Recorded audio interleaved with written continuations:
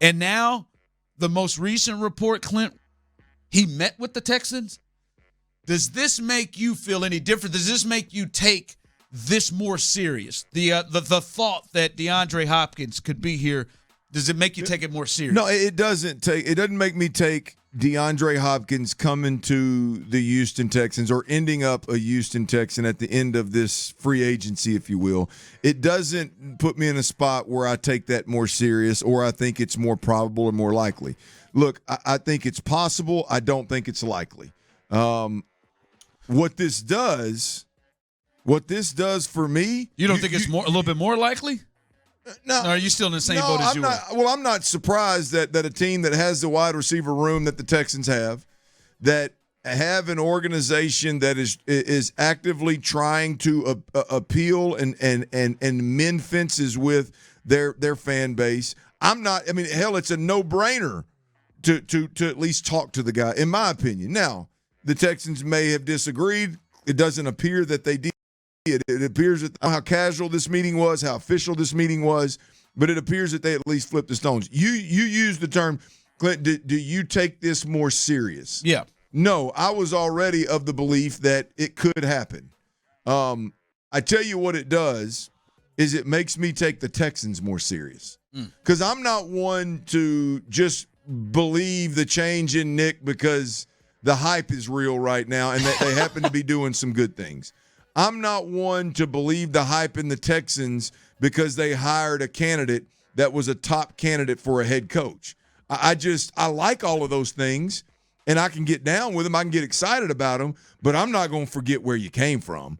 I'm not going to forget what happened the last 2 years. You're not going to get me. You're not going to catch me. You're going to do more to get me to completely get off of what I know happened the last couple of years. I hate to tell you.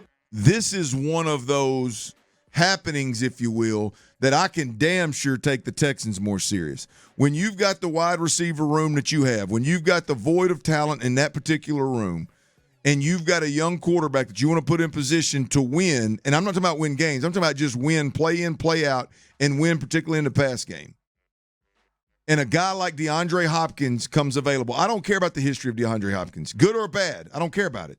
When that guy becomes available, you owe it to the quarterback. You owe it to the organization. The organization owes it to the locker room to at least consider it, to at least meet with the guy if he'll take the meeting. At least flip those stones of DeAndre Hopkins. Would clearly be the best receiver in this organization the minute he signed with the Texans.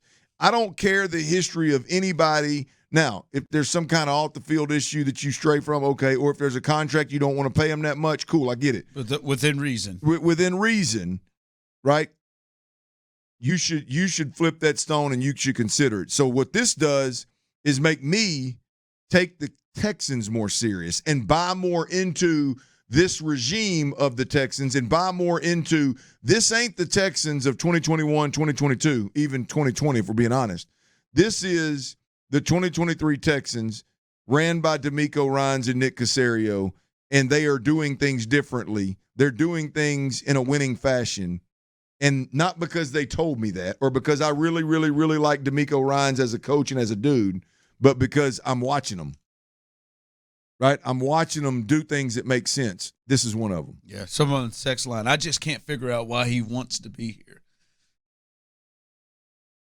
Well, whatever it is, hell, if he does, then you attack it. Look. Whatever it is, if you're the Texans, if he does, then you at least try to figure that out then. Well, there's several things that I believe would make a player want to be here. I mean, there's several. It's not hard to arrive at. There's one, I don't believe the market for the demand for DeAndre Hopkins is what everybody is what everybody out to be across the NFL when he was rumored to be on the trade block and immediately when he was released. Sure, there are teams that would like him, but hell, the two teams that people put at the top of the list, Kansas City and Buffalo, have the least amount of cap space left to make it happen, right?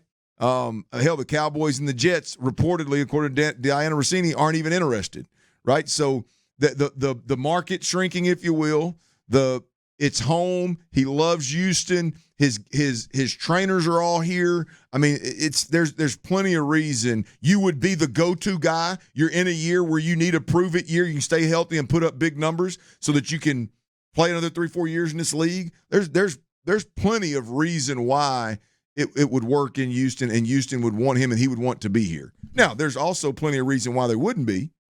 Why Houston wouldn't be interested and he wouldn't be interested. There's a case to be made for both sides in my opinion. Text line, easy reason, same reason. The money. That's why he was here. I'm not – listen, I ain't going to sit here and say the Texans – I said it yesterday. I think the Texans would have to give a great offer money-wise and years-wise to me to get him. But the simple fact that they are having conversations with him, I got to be honest, Clint. Like, I never even thought this was realistic at all. I never took this serious. Never did. Like, I heard what he said. He talked about not wanting to play with young quarterbacks. He listed all the quarterbacks that he said he wanted to play with, talked about what he was looking for. What it seemed like he was looking for was, if it wasn't a contender, wasn't where the Texans are. And now that you hear, like, for me, it changes things. I don't know if it does for you, Tyler, anybody else out there. The arrow's pointed up. When I hear the reports that he was in Houston and he met with the Texans and to me, when I hear he met with the Texans, I would imagine he met with, this ain't just, hey, D'Amico. This, to me, would be everybody, I would imagine, at least close to the brass decision makers. Potentially bring him back to have that conversation. That changes it for me. I'm not sitting here saying, they're going to get him, but I didn't take it serious at all. I thought it was just kind of a report. Now I'm checking up and I look at this completely differently, that this actually could be a possibility now that I hear they're meeting. That changed a lot of things for me, Clint. Yeah, look, and it didn't for me. I know I'm serious from jump. I know there are strong cases why DeAndre Hopkins wouldn't be interested in Houston. I know there's strong cases why the Houston Texans, particularly Cal and Hannah McNair ownership, would not be interested in a reunion with DeAndre Hopkins. I believe there are also very, very strong cases to be made why it would be borderline criminal for the Texans to not at least do their due diligence on DeAndre Hopkins, given the state of their current wide receiver room, given the fact that they need to provide their duty, right? In fact, their priority should be putting C.J. Stroud in position to have as much success now so that he can develop and in the future be a championship caliber quarterback.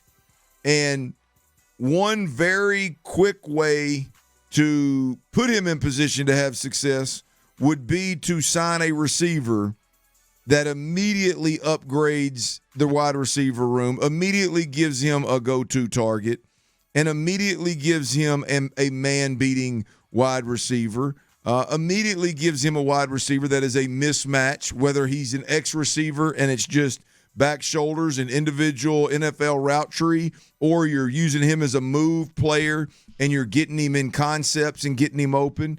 Regardless, right now, 3rd and 4, Houston Texans, who you going to? Dalton Schultz, baby. Yeah, I ain't got it. Robert, yeah, I mean, look, I like these guys. They're good players, but where are you going to? DeAndre Hopkins would immediately become that guy and would immediately offer a big-time opportunity for the offense, the young quarterback, the play caller, to be successful. And so, I understand there are arguments, debates, there are cases to be made of why DeAndre would or wouldn't be interested and why the Texans would or wouldn't be interested. I believe from a football perspective, which should outweigh anything else, that the Texans, when they drafted C.J. Stroud number 2 overall, they made a commitment. We're going to do everything in our power to give him the opportunity to be successful, to develop and become a championship caliber quarterback. A huge part of that is surrounding him with a supporting cast that will allow him opportunities to have success. Right now, I will argue that the Texans, from a personnel standpoint, from a skilled player perspective around the young quarterback, they're falling short. They're failing C.J. Stroud relative to the pass catchers on this football team, creating opportunities for him to see success, have success as soon as possible. I'll argue that this team, the organization, is failing Bobby Slowick, a first-time play caller, for a defensive-minded head coach, into the current pass catchers on this football team. And if they're not going to do their due diligence when guys like DeAndre Hopkins comes available, then they're failing them once again. It's not about going out and doing whatever you can to sign him and overpaying him and doing it for 3 or 4 years. It's about when this happens, when they come available, do the due diligence, make a decision, and let's move on. Don't act as if you're not interested. You don't need them. Yeah, you need them in a big way. Right now, your young quarterback and your offensive coordinator, they are handcuffed. My last two texts from the Trailer Wheel and Frame text line, 713-572-4610. I don't want Hopkins here. The next one, there's a reason most teams don't want him. That's inaccurate. And Arizona took a hit to let him go. First off, if you're in the business of following this dysfunctional Arizona Cardinals who fired everybody, sure. All right, you can have it. You can have that. If you want to follow that, that's fine. But you said most teams. All I know is the Kansas City Chiefs are in on him. It's been the number one team in the defending champions. The Baltimore Ravens, we've heard that. I like team. that one right there. Buffalo, we've heard that team. I hear the Eagles, and I hear them talking through that as well. Detroit, team on the rise. They hearing those teams, hearing a lot of good organizations being connected to him. So I mean, sure. I mean, you can ride that one. That previous one, and I know I wanted to get into this Jacksonville thing. That previous one, I understand it.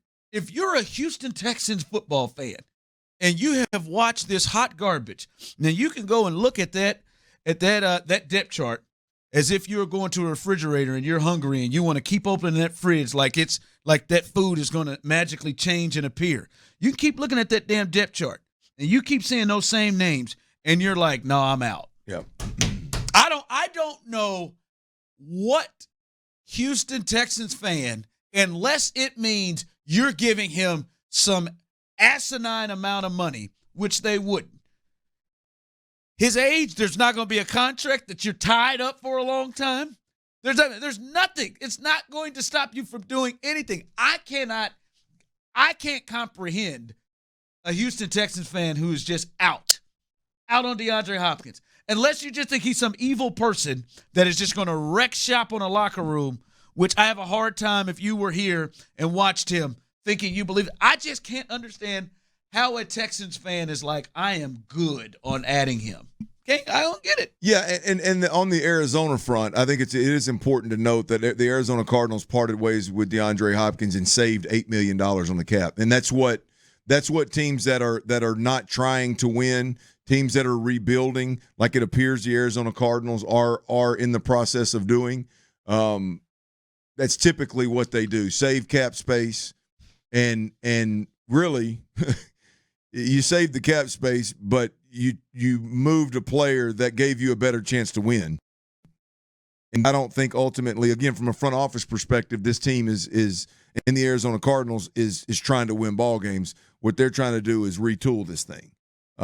So I don't know if it's completely accurate that the thought behind, well, the Arizona Cardinals didn't even want him. Well, I don't know if the Arizona Cardinals thought they could make a run at a championship this year, thought they could win the division or get into the playoffs, DeAndre Hopkins would be in a Cardinals uniform.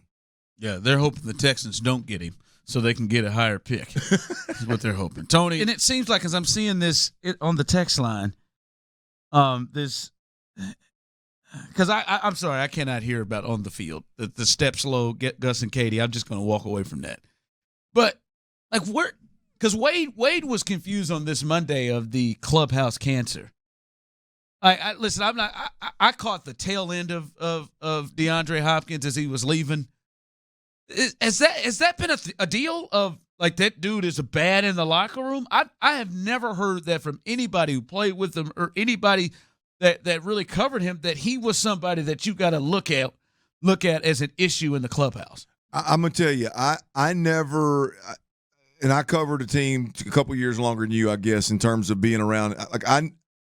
The only thing that I ever heard negatively about DeAndre Hopkins was he wasn't a big fan of practicing. And clearly Bill O'Brien is cut from the cloth of he doesn't like that. He doesn't like the precedents being set by his veterans and his higher paid players, his productive players. He don't like them setting that precedence. No surprise, he comes from Bill Belichick and the New Patriots, and that's just their line of thinking. And so, there was a little bit of a rift there with a star player that didn't feel like he always needed to go full speed. But I mean, hell, I'm gonna tell you, I mean, there's players all in the history of the game. There's players, especially of that caliber, that have from jump said, look, I'm not going to be a 3-4 day a week guy during the season. I don't view that as any kind of locker room problem. That was just a rift between, I think, management and really a coach and a player. And really, look, as things unfolded in Houston, and we found out what Bill O'Brien and Jack Easterby and even Nick to a certain extent, kind of like how all of this stuff unfolded. Like, I don't believe that Sports Illustrated article was made up, right? And so I think a lot of things were said, twisted and turned to make folks look a certain way that they didn't want in the organization, specifically Jack Easterby. And so I don't trust anything beyond DeAndre wasn't necessarily the hardest worker in the room. He wasn't in the weight room at 5 o'clock and wasn't the last guy to walk out of the building. If you want to knock that and that be a reason you get rid of a guy, then shame on you, because it's littered throughout the NFL. Yeah, and I'm seeing some folks in here rolling here with it. He's washed. I'm a D-Hop fan, but he's washed. I would love to have, if I'm a Texans fan, I would love to have his washed ass for receptions for 717 yards in 9 games last year, which would have led the Texans receiving. Yep. I'd like to have that washed ass on the team.